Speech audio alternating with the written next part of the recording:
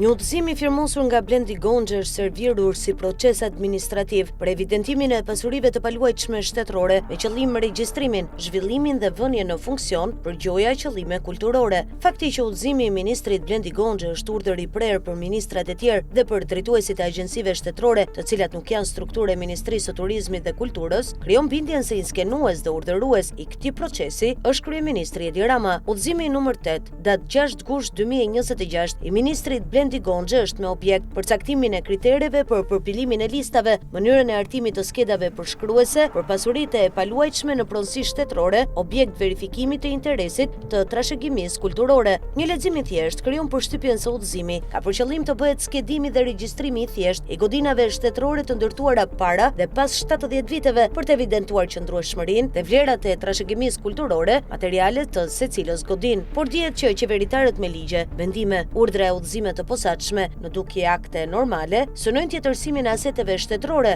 përcaktojnë kriteret evazive e me mundësi të hapura për veprime abuzive që të justifikojnë dhe arrijnë qëllimin në maskën e interesit publik. Por dihet që qeveritarët me ligje, vendime, urdhra e udhëzime të posaçme në dukje akte normale, synojnë tjetërsimin e aseteve shtetërore, përcaktojnë kriteret evazive e me mundësi të hapura për veprime abuzive që të justifikojnë dhe arrijnë qëllimin në maskën e interesit publik. Ky qëllim konstatohet në udhëzimin e firmosur dhe që do të zbatohet nga Gonxha, por i ideuar dhe urdhëruar nga Edi Rama për të grabitur pasuritë e mbetura, godina shtetërore në qendër e brenda unazës së Tiranës dhe qytetet kryesore nëpërmjet një skeme djallëzore seleksionimi me disa kritere vlerësimesh fizike, historike e të trashëgimisë. Në listat e verifikimit dhe vlerësimit do të përfshihen pasuritë që plotësojnë një nga këto kritere që kanë vendosur Rama e Gonxha. Godinat shtetërore të ndërtuara para 70 vitesh, nga dita që do të regjistrohen dhe vlerësohen. Godinat shtetërore që paraqesin indicie për vlerat historike, artistike, arkitektonike, arkeologjike ose etnografike. Godinat që evidentojnë në dokumentacion historik, arkivor,